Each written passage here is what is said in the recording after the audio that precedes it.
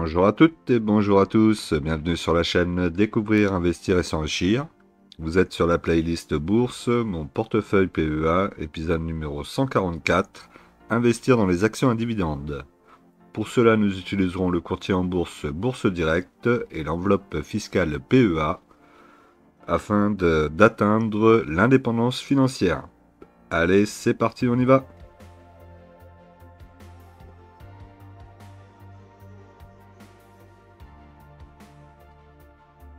Alors, au sommaire, nous aurons donc la situation du CAC 40, le point PEA première partie, le point PEA deuxième partie, le tableau des dividendes et l'évolution du portefeuille. Mais comme d'habitude, je vous rappelle que l'investissement en bourse peut provoquer une perte partielle ou totale de votre capital. Vous ne devez en aucun cas copier ou reproduire mes prises de position. Je ne suis pas un conseiller financier, mais un particulier qui investit en bourse à titre personnel.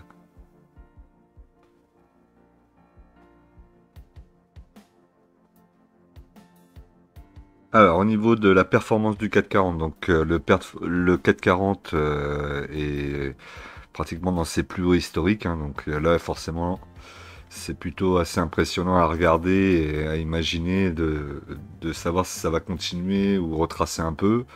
Il y a un moment où ça devra forcément souffler, mais bon, là, on est vraiment très haut.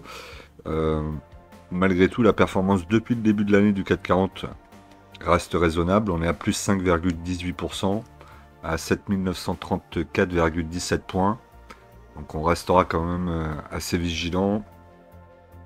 Sur le graphique, on voit qu'on est passé au-dessus donc de la résistance qui est passée maintenant support.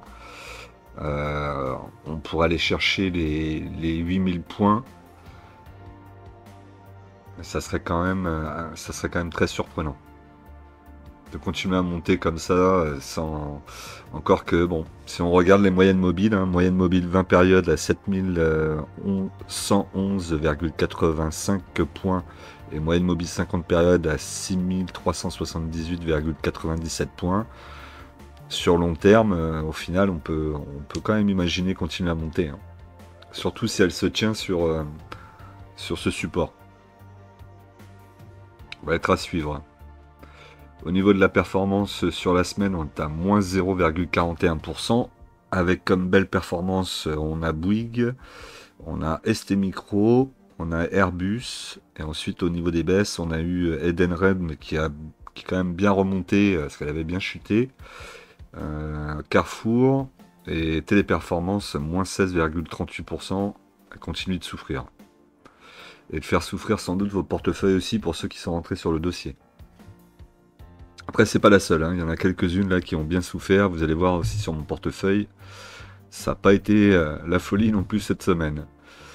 Au niveau des indices, donc on a le stock 600 donc à plus 0,07%, le SP500 à plus 0,95%, le Nikkei à plus 2,08%, l'or à plus 2,42%, le pétrole à plus 2,23%, et la paire euro-dollar positif à 0,18%.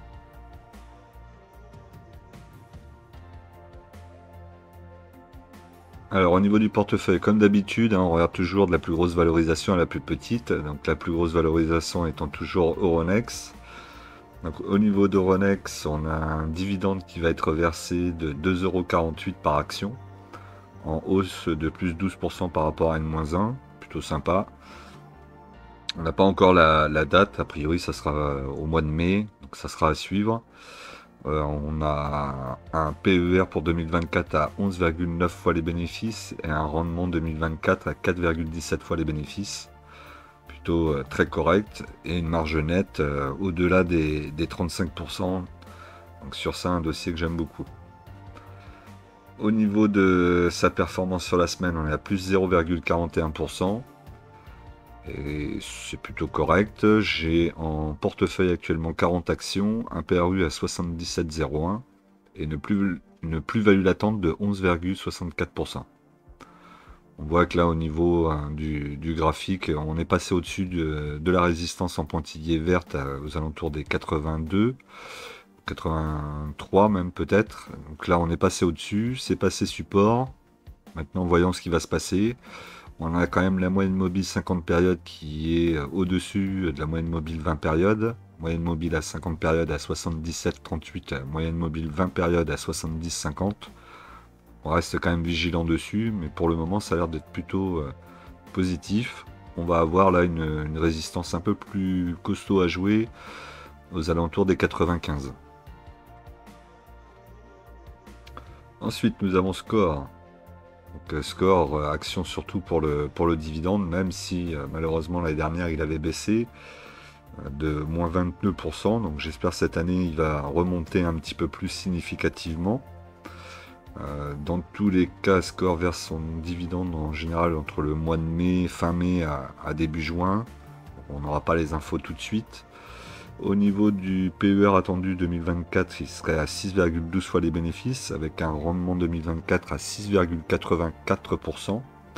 Une marge nette aux alentours de 4%. Pour un réassureur, ça reste plus ou moins dans les clous. Je ne suis pas sûr qu'il fasse des fortunes non plus en marge nette.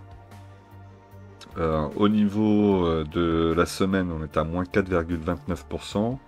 J'ai 100 unités en portefeuille, un PRU à 17,42 et une plus-value latente de 57,64%. Au niveau du graphique, on reste toujours dans l'axe que je vous ai dit pour le moment. Pas grand chose à en dire. On va s'approcher là d'une résistance en pointillé rouge. Voilà, ce qui serait bien, c'est de la passer pour pouvoir la transformer en support. On voit le retournement au niveau de la moyenne mobile 20 périodes, 23,48, moyenne mobile 50 périodes à 22,51. Si on pouvait passer au-dessus de cette petite résistance en pointillé, la mettre en support et après travailler au-dessus pour aller chercher les 30 euros, ça serait plutôt pas mal.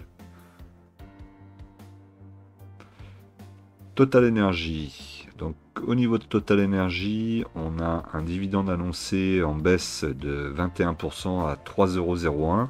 Mais bon, on avait eu un dividende exceptionnel, une prime exceptionnelle l'année dernière, vous le voyez sur le graphique du bas en jaune. Donc en réalité, le dividende est en croissance, mais effectivement, avec le dividende exceptionnel, il donne cette impression de moins 21%. On va pas s'en plaindre, bon, ça reste quand même un très bon dividende. On l'a en 4 fois, donc trimestriel, vous voyez, un premier acompte, deuxième acompte, le troisième et le solde, avec généralement septembre, janvier, mars et juin au niveau du versement. Au niveau du PER 2024, on est à 6,13 fois les bénéfices, un rendement 2024 annoncé à 5,83%. Et une marge nette au-dessus ou égale à 10%, donc ce qui est plutôt correct. Sans parler de sa transition évidemment, qui s'opère. Donc si elle arrive à tenir sa transition et en même temps la marge et le dividende, ce sera plutôt très bien pour nous en tant qu'actionnaires. Il faudra quand même le surveiller dans les années à venir. Sur la semaine, plus 0,23%. Actuellement, j'ai 40 unités, j'ai un PRU à 40,26 € et un plus-value latente de 48,50%. Sur le graphique, on a marqué un petit ralentissement lié au pétrole. Forcément, elle est très liée de toute façon au cours du pétrole. Là, le cours du pétrole a l'air de vouloir repartir. Donc, elle reprend un petit chemin vers la hausse. Mais dans tous les cas, elle a fait quand même une très belle performance. Maintenant, on pourrait s'attendre peut-être à un petit retour rapide sur la moyenne mobile 20 périodes à 55-58. Kering. Donc, Kering, elle se bat. Ça se bat. Pour le moment, on revient pas sur on est revenu sur mon PRU, mais ça rebaisse. Bon, il faut qu'elle tienne ses engagements et qu'elle se relance. Moi, je suis persuadé qu'elle est capable de le faire. Pour 2024, elle annonce un dividende de 14 € par action, donc stable par rapport à une -1. Ça me paraît être assez cohérent avec la situation de la société aujourd'hui. Pas de raison de le couper, pas forcément de raison non plus de l'augmenter. Au contraire, même, il vaut mieux stabiliser, mettre un petit peu plus dans la société pour la relancer. Puis l'année prochaine, on sera content, ou dans 2 ans, d'avoir un dividende qui augmente de façon significative. Donc on a versement 2 fois, janvier et mai. Et, pour le moment, on est sur 2 étoiles, mais la capacité d'aller chercher cette 3e étoile, on est dans le secteur du luxe. Il faut qu'elle diversifie un petit peu son portefeuille aussi, que Gucci soit pas si important non plus dans son portefeuille. Au niveau du PER 2024, on est à 14 fois les bénéfices, donc elle est quand même pas vendue si cher que ça, avec un rendement à 3,42%, ce qui en fait dans les 5 principales sociétés du luxe sur le CAC 40, celle qui verse un dividende le plus important. Et au niveau de la marge nette, on est aux alentours de 18%, donc c'est plutôt correct. J'ai 5 actions actuellement, mon PRU est à 429,58 €. Donc vous voyez que je suis en moins-value latente de 1,31%. Pour le moment, elle reste stable plus ou moins au niveau des 425-430. Pourvu que ça tienne et qu'elle aille nous chercher plus haut. Sur la semaine, moins 0,40%. Et si on regarde du coup sur le graphique, là, nous, on aurait besoin maintenant qu'elle aille chercher la résistance. Dans un premier temps, là, en pointillé, aux alentours des 180. Ce serait pas mal. Ce serait pas mal. On va voir. Ne lui en demandons pas trop pour le moment. Au moins que ça ne baisse pas sous les 400, ce serait déjà bien. Eramet. Donc au niveau des Eramet, on ne connaît pas le versement du dividende pour l'année prochaine. Donc, pour le moment, on sait qu'on avait l'année dernière 4,6% de rendement sur la société. On est une société minière avec une partie qui est détenue, une partie du capital qui est détenue par l'État. Donc on fait toujours attention à ça, mais bon, l'État a besoin quand même de cette société pour avoir de la matière première, sinon on se retrouverait sans rien.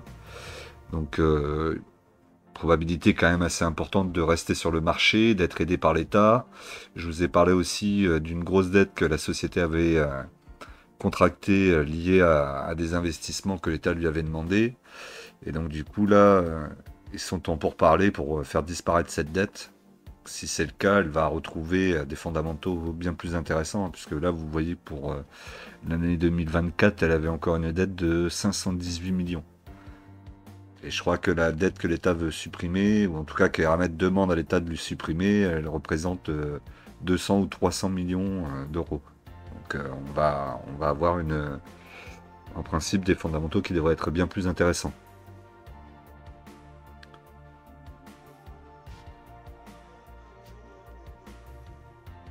Ensuite, au niveau des quantités, donc j'ai 30 unités, j'ai un PRU à 61,79, plus 3,49%. Sur la semaine, plus 4,41%. Plutôt positif sur le dossier, en tout cas pour le moment. On voit là au niveau du graphique qu'on est posé sur la moyenne mobile 50 périodes, moyenne mobile 20 périodes juste au-dessus. Pour le moment, on n'a pas pris de décision, il ne faudrait pas trop passer en dessous. Elle a été un petit peu en dessous quand même du support, il faudrait qu'elle le réintègre et qu'on attaque cette moyenne mobile 20 périodes là pour essayer d'aller chercher, pourquoi pas dans un premier temps, les 104 € qui serait la moyenne mobile de 100 périodes. C'est pas gagné, mais bon, en tout cas, c'est pas perdu non plus pour le moment, tout est possible. Danone.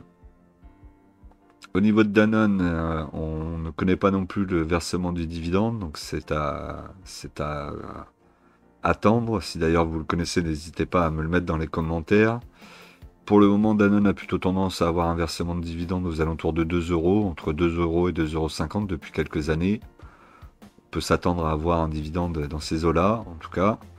Le PER 2024 est à 16,2 fois les bénéfices. Le rendement est à 3,81%, pardon. Sa marge nette aux alentours de 8%, ce qui est plutôt très correct.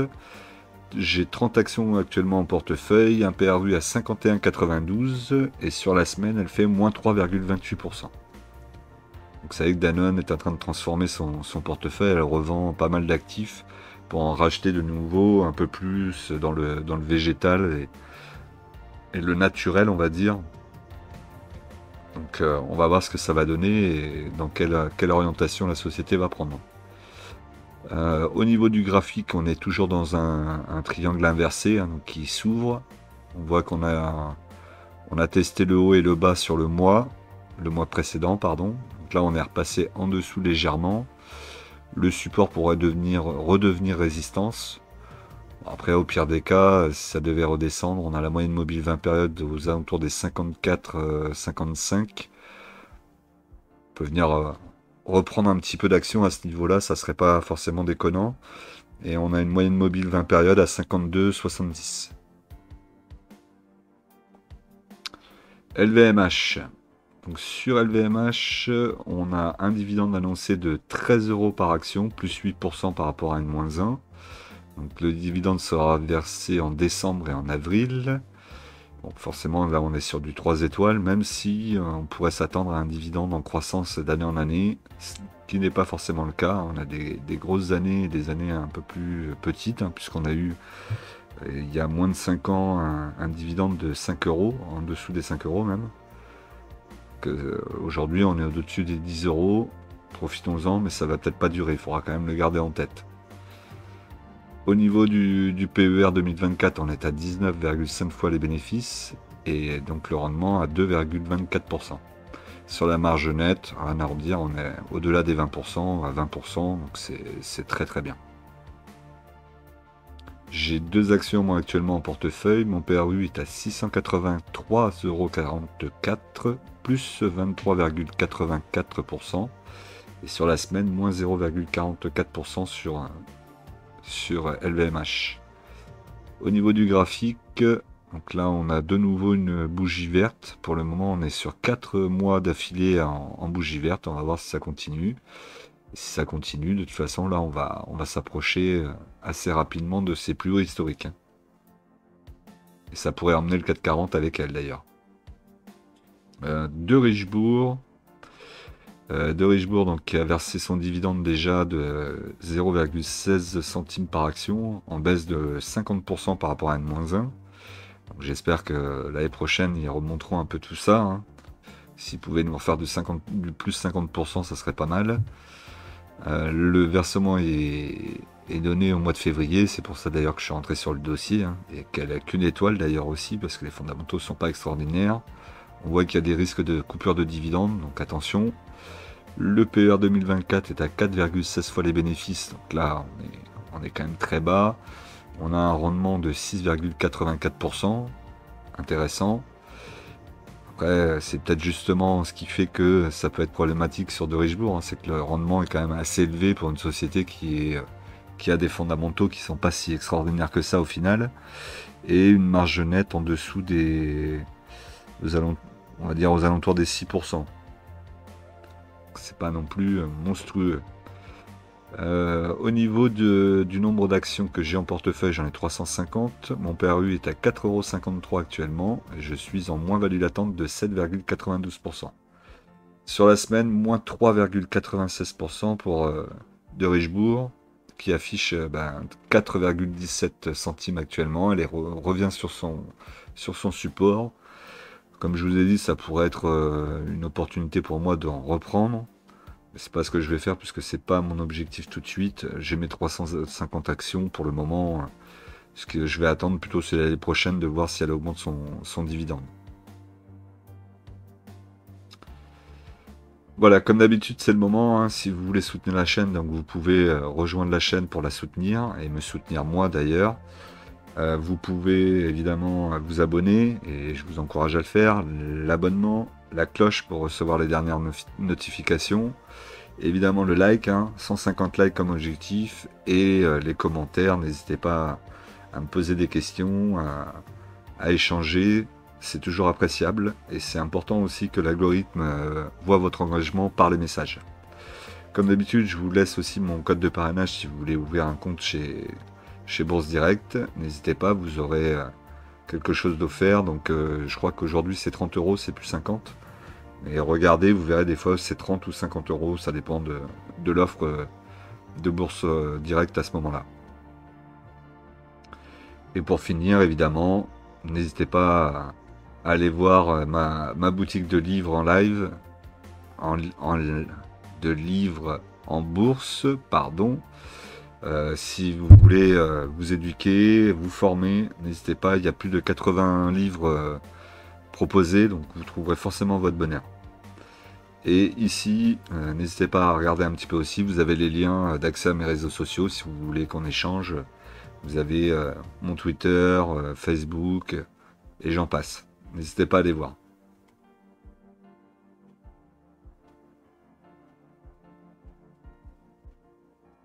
Alors on continue, donc maintenant on va sur Rubis.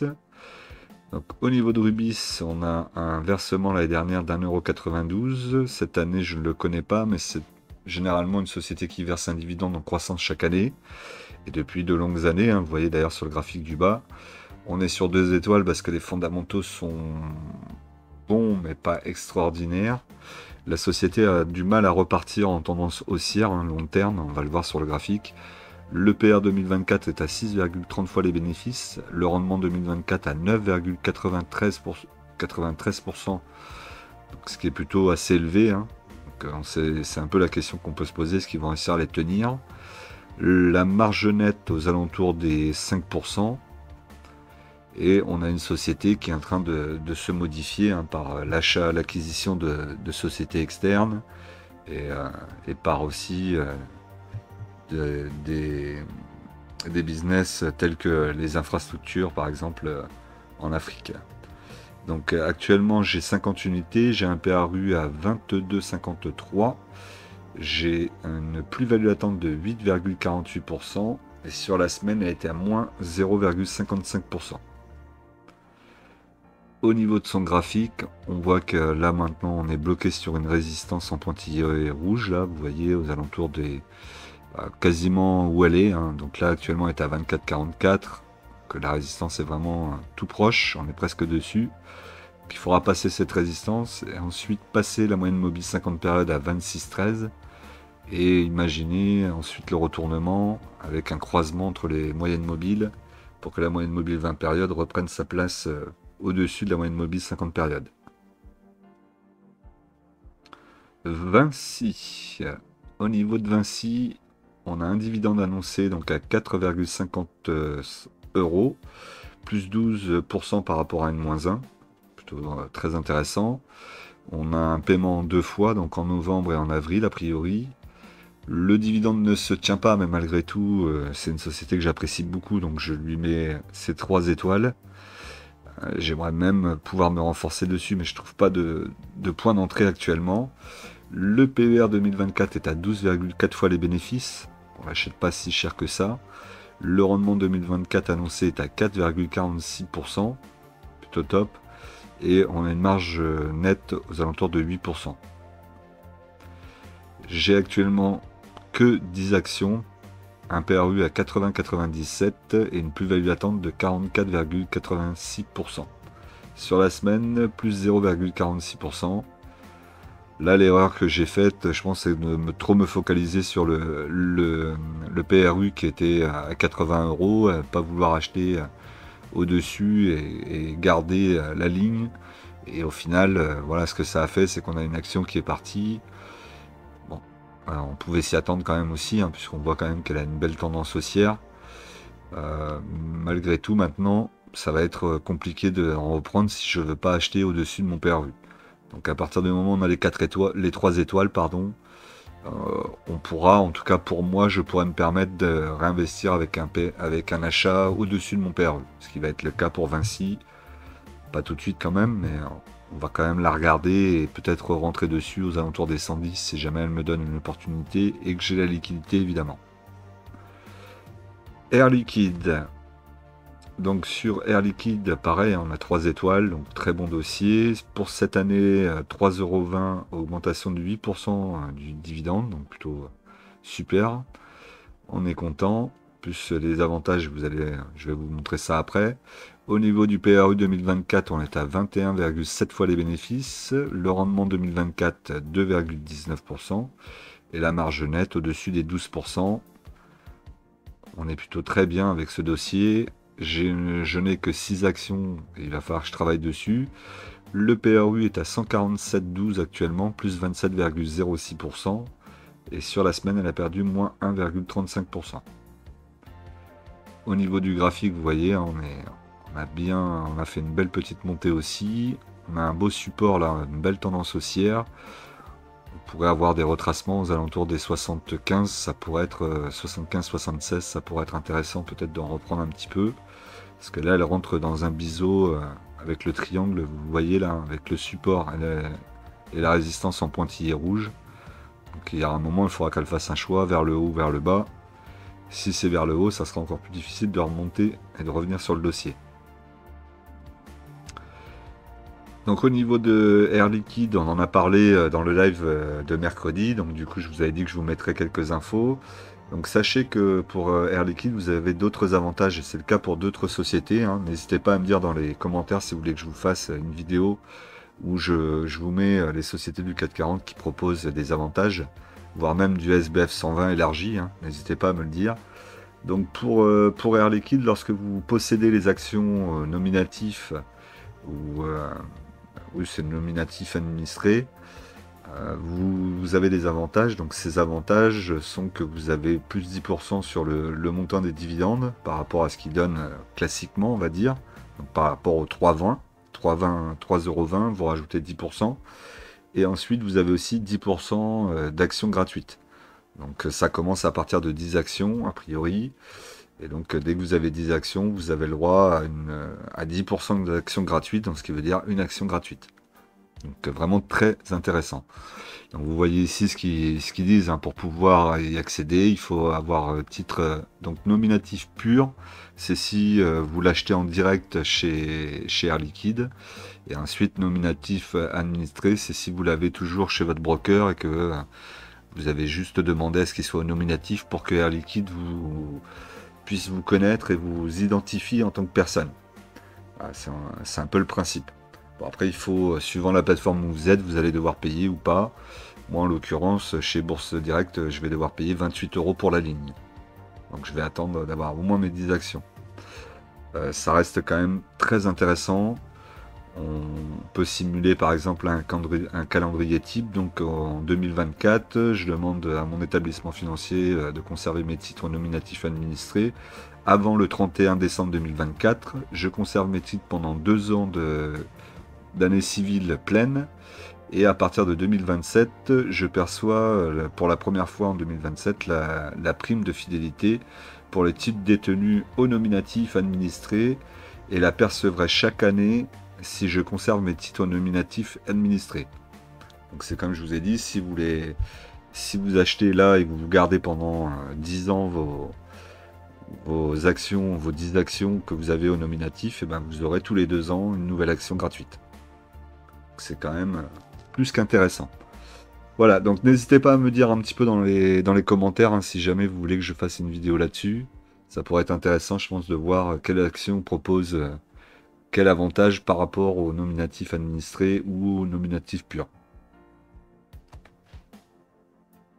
Alors ensuite, on a Schneider, donc Schneider Electric, donc 3 étoiles aussi, hein, évidemment. Schneider, ça reste un très très bon dossier. Je ne connais pas encore le dividende, n'hésitez pas à me le mettre dans les commentaires si vous le connaissez. Au niveau de versement, on voit que depuis quelques années, il a tendance à monter, c'est plutôt bien. On a un PER 2024 à 20 fois les bénéfices, un rendement 2024 à 2,31%, une marge nette au-dessus des 12%, ce que j'aime plutôt, vous le savez, hein, maintenant. Au niveau des quantités, donc j'ai 5 actions, j'ai un PRU à 149,41, on est en temps plus-value latente de 40,49%, et sur la semaine, elle fait plus 0,05%. Au niveau de son graphique, on reste toujours très très très haussier. Vraiment, on est presque en ligne droite. Donc attention, ça pourrait retracer au niveau du support en pointillé vert, déjà dans un premier temps, ce qui nous amènerait peut-être aux alentours des 190. Ensuite, Ubisoft. Donc Ubisoft, j'espère que cette année, enfin, elle va sortir du marasme et qu'elle va nous montrer de bonnes choses. Le PER 2024 est à 23 fois les bénéfices. Donc là, on n'a pas de dividende. D'ailleurs, c'est la dernière action que j'ai dans mon portefeuille qui ne verse pas de dividende. Alors, au niveau de sa marge nette annoncée, on serait aux alentours de 10%. On va vérifier ça.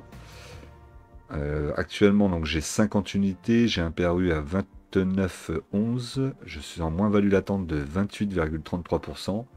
Et sur la semaine, elle perce moins 5,78%, malheureusement. C'est compliqué. Non, j'ai dit que Ubisoft était la seule qui ne verse pas de dividendes, c'est pas le cas, j'en ai d'autres. On va les voir juste après. Malheureusement. Et, euh, et donc là, on est posé sur le support, on a la résistance. Il va falloir faire le choix de passer au-dessus, de passer en dessous. Donc j'espère que Ubisoft va passer au-dessus et qu'elle va réintégrer au moins déjà la moyenne mobile 20 périodes qui est à 26,31 €. Next City. Voilà, donc là, attention, le carnage sur Next City. Donc là, le dividende, il est coupé. Donc c'est annoncé, on n'aura pas de dividende pour cette action cette année. Bon, je m'y attendais un petit peu, hein, vu la situation et la conjoncture au niveau de l'immobilier. Mais aussi, et ça il faut quand même le garder en tête, la situation financière de Next City et ses fondamentaux qui sont très très très mauvais. Donc elle va revendre des actifs, elle va faire un plan de licenciement massif a priori, est ce que j'ai cru comprendre. Donc ça veut dire qu'elle va mettre des gens au chômage. Donc ça c'est jamais très gai malheureusement. Le PER 2024 annoncé est à 6,15 fois les bénéfices. Le rendement, ils avaient annoncé 13%. Bon, là, on était vraiment dans d'autres galaxies, hein. Donc je pense que le jour où ils reverseront un dividende, peut-être dans 2 ans, si on a de la chance, on sera plus du tout à des niveaux de 10%. On sera sans doute bien en dessous. Ça serait même souhaitable. Mais là, ouais, c'est assez... même si je le savais, ça reste quand même compliqué parce que maintenant, j'ai un PRU assez élevé, hein. Je suis à 21,62 €. J'ai 100 unités, moins 53,11% sur Next City, moins 29,04% sur la semaine. Donc là, vraiment encore une grosse chute, hein. Forcément, l'annonce des dividendes coupés et les résultats très mauvais. Plan de licenciement, bon bah là, forcément, on va forcément très très bas, on va à la cave, hein. Donc là, vous voyez, une bougie rouge. Grosse chute, on est à 10,14 €. On pourrait encore descendre et aller en dessous des 10 € et pourquoi pas accompagner le support en tendance baissière avec.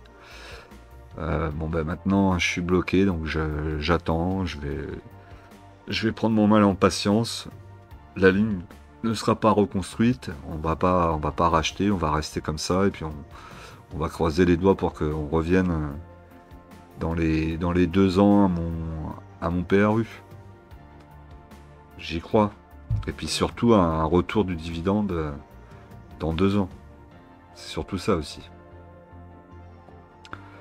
L'Oréal. Bon, ben, L'Oréal n'a pas ces problèmes-là. On a une super société. Donc là, on est sur 3 étoiles forcément.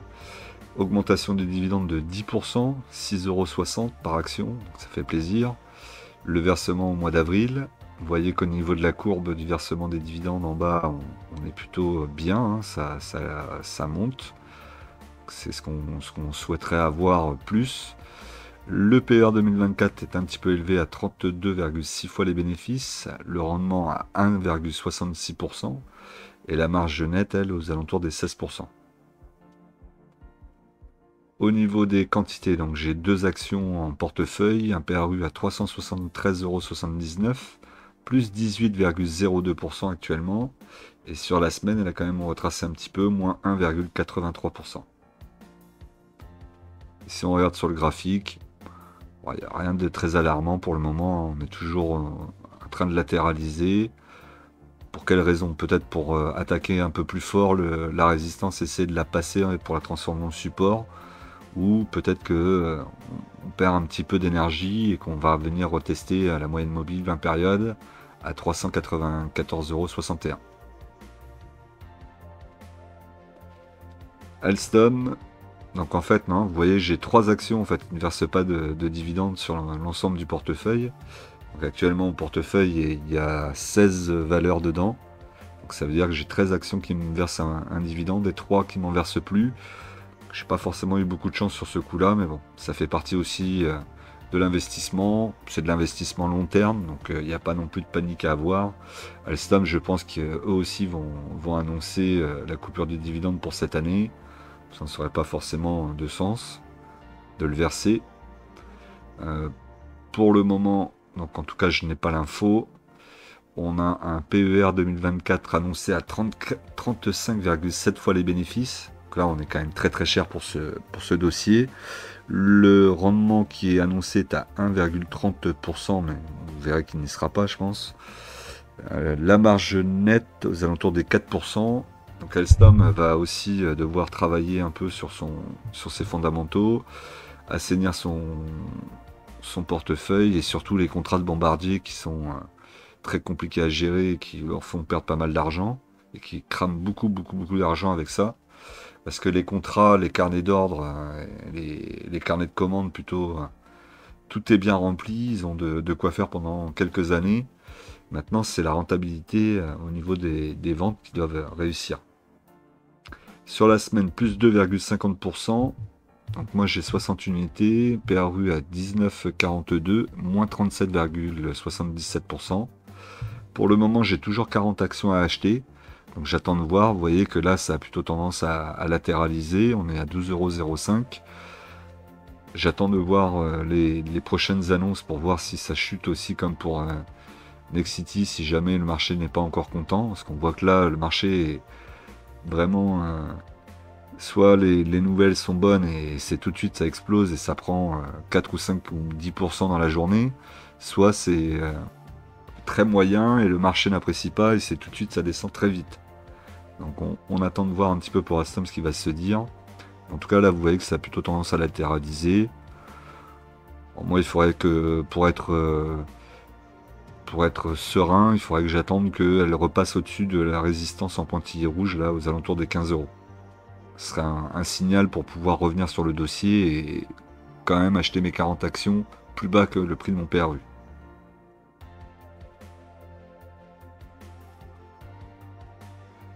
Alors, au niveau du tableau des dividendes et l'historique de compte, donc vous avez l'historique de compte en haut là actuellement. Vous voyez les achats que j'ai fait sur le mois de février, puisque je ne vous les avais pas montés, il me semble. Donc vous aviez L'Oréal et Ramet et le coupon qui avait distribué de Richebourg. Ensuite, au niveau du tableau de dividendes, donc sur le mois de février, j'ai eu 56 € pour de Richebourg. Vous voyez que pour le mois de mai, nous avons une croix rouge maintenant au niveau de Nexity et je vous ai mis en face du coup en rouge aussi ce que j'allais pas toucher, c'est-à-dire ces 225 € que j'ai touché l'année dernière. Donc ils n'y seront pas cette année et on va voir quel impact sera au final à la fin. Je vous rappelle que l'objectif, c'est toujours de battre le dividende que j'ai eu l'année précédente, donc 786,50 € en l'occurrence.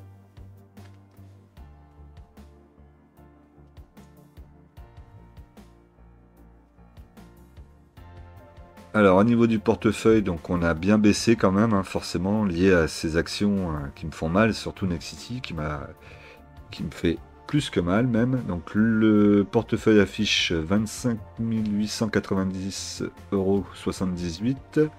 Le solde en l'espèce est de 141,59 €. Là j'ai fait mon versement de 400 € un petit peu plus tard que d'habitude. Je vais le recevoir lundi, il y sera. La plus-value latente est de 1703,70 €. Donc comme je vous disais, on regarde au niveau de la ligne de Nexity qui se trouve ici. Et vous voyez que là sur Nexity maintenant je perds 1148,61 € latent évidemment, mais ça fait quand même une belle baisse au niveau du portefeuille. Forcément on le sent passer. Mais bon, ça fait partie comme je vous ai dit, ça fait partie du jeu. Ça m'effraie pas plus que ça. La question c'est plus combien de temps ça va durer pour remonter et le côté que j'ai de l'argent qui va dormir là pendant quelques temps et ça m'embête. Faudrait pas que j'ai trop d'actions qui se mettent dans cette situation là.